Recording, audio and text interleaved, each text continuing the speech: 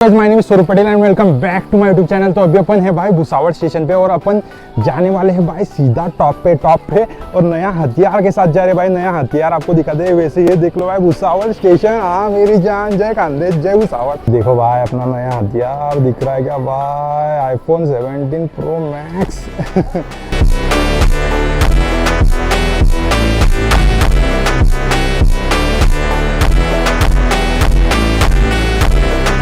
आ गए भाई अपनी ट्रेन गोवा एक्सप्रेस वास्को से हजरत निजामुद्दीन।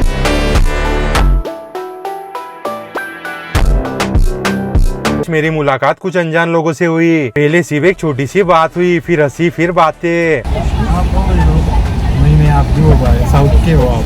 और पता ही नहीं चला कब हम स्ट्रेंजर से सफर वाले दोस्त बन गए। हमने एक पैकेट चिप्स मिलकर खाया, रेलवे की गर्मा गर्म चाय की जूस की ली और फिर मैंने उन्हें माँ के हाथ की बनी भिंडी की सब्जी और रोटी खिलाई। और उस पल मुझे एहसास हुआ कि सफर सिर्फ जगह नहीं बदलता, लोग भी दे जाता है। फिर धीरे धीरे एक एक करके सबके स्टेशन आते गए और सब उतरते चले गए। किसी ने हाथ मिलाया, किसी ने मुस्कुराकर अलविदा कहा। और कुछ ही पलों में जो लोग कुछ घंटे पहले मेरे लिए बिल्कुल अनजान थे वो आज यादों का हिस्सा बन चुके हैं। शायद यही खूबसूरती है हम इंडियंस की। हमें रिश्ते बनाने के लिए सालों की जरूरत नहीं पड़ती। कभी कभी एक ट्रेन का सफर ही काफी होता है। और मुझे बिल्कुल भी अंदाजा नहीं था कि ये रैंडम ट्रेन मुझे एक स्पेशल जगह नहीं बल्कि मेरी जिंदगी का सबसे यादगार सफर की तरफ ले जा रही है। तो फाइनली दिल्ली आ चुके हैं भाई आपके दोस्त, आपके पाटिल सौरभ पाटिल। मैं मुंबई से और सिर्फ 10 मिनट दिल्ली में रहकर मेरी सालों पुरानी सोच बदल जाती है। मैं पहली बार दिल्ली आता हूँ। रिक्शा वाले, दुकान वाले और आसपास के लोग जिस प्यार से बात करते हैं वो मुझे अंदर तक छू जाता है। उस पल मुझे समझ आता है शायद दिल वालों की दिल्ली सिर्फ एक कहावत नहीं है, ये एक एहसास है जो मुझे पहले ही दिन यहाँ महसूस हो जाता है। लेकिन दिल्ली सिर्फ एक पड़ाव है, अब मुझे हरिद्वार जाना है। ट्रेन से हरिद्वार पहुँचता हूँ। देवभूमि में आपका स्वागत है दोस्तों।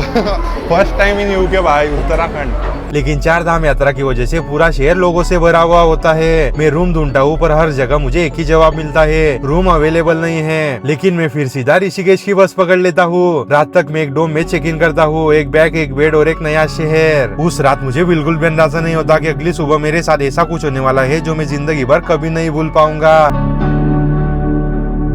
मैं ऋषिकेश में एक लड़की से मिलता हूँ और मुझे बिल्कुल भी अंदाजा नहीं होता कि वो मेरी पूरी सोच बदल देगी। तो अभी अपन है भाई ऋषिकेश में। सो ये सब लोग है भाई अपने साथ डॉर्मेट्री में। कहाँ से हो भाई आप? लखनऊ। मुस्कुराइए, आप ऋषिकेश में है। सहारनपुर से। हाँ, और आप? Chennai, I'm from Chennai.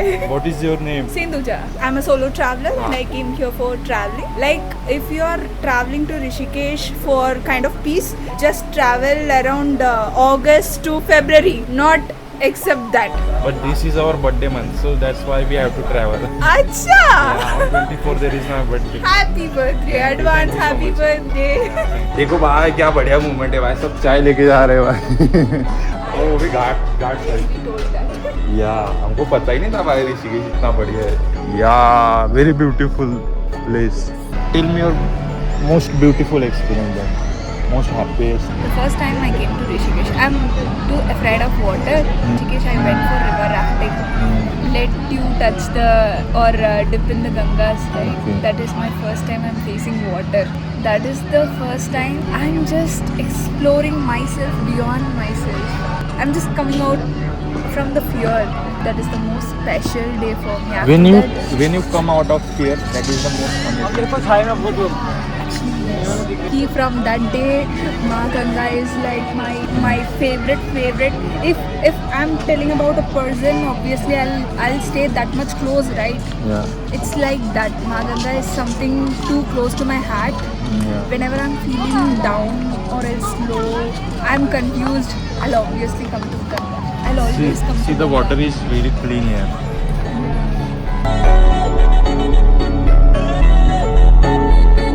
फिर वो मुझे उन आंटीज और दादियों से मिलवाती है जिनसे वो अपनी पिछली ऋषिकेश ट्रिप पे मिली थी। इतने वक्त बाद भी वो सिर्फ उनसे मिलने और उनका आशीर्वाद लेने वापस आती है। उस पल मुझे समझ आता है कि सफर सिर्फ नई जगह नहीं, नए रिश्ते भी दे जाता है। उसके बाद वो गंगा में उतर जाती है। कभी पानी के साथ बच्चों की तरह खेलती है, कभी फॉरेनर्स से बातें करती है, कभी बस मुस्कुराती रहती है। मैं बस उसे देखता रहता हूँ और एक ही बात सोचता हूँ, कोई अपनी जिंदगी इतना खुलकर भी कैसे जी सकता है। फिर वो मुझे कुछ ऐसी बातें बताती है जो शायद मुझे उसी वक्त सुननी थी। Niche is my dormitory. That is his dormitory. And literally we had a fun conversation. दोपहर होते होते उसका आगे का सफर का वक्त आ जाता है। हम बस एक दूसरे को मुस्कुराकर बाय कहते हैं और वो चली जाती है। मैं बस उसे जाते देखता हूँ और उस पल मुझे एहसास होता है कि कुछ लोग तुम्हारी जिंदगी में सिर्फ कुछ घंटों के लिए आते हैं, लेकिन तुम्हारी जिंदगी बदल जाते हैं। हिल रहा है भाई, बहुत खतरनाक। राम झूला।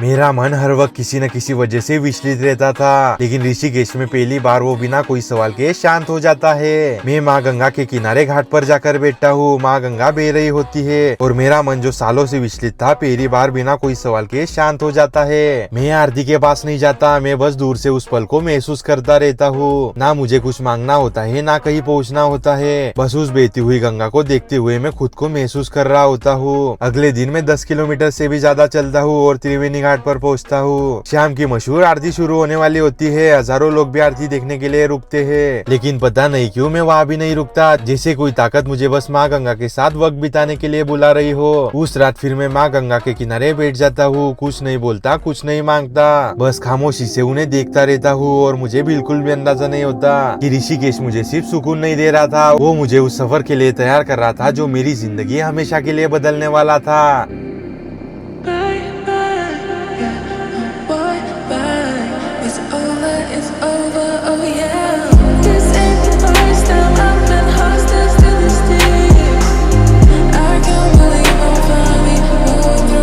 अपन निकल रहे हैं भाई ऋषिकेश से, तो चलते भाई बस स्टॉप पे चलते। वो वाइब चेक करो भाई तुम लोग, क्या बढ़िया वाइब है भाई, वाइब है। ऐसा क्या आवाज चल रही है भाई, क्या बढ़िया व्यू है भाई, सनराइज सीधा पहाड़ों से। Let's go.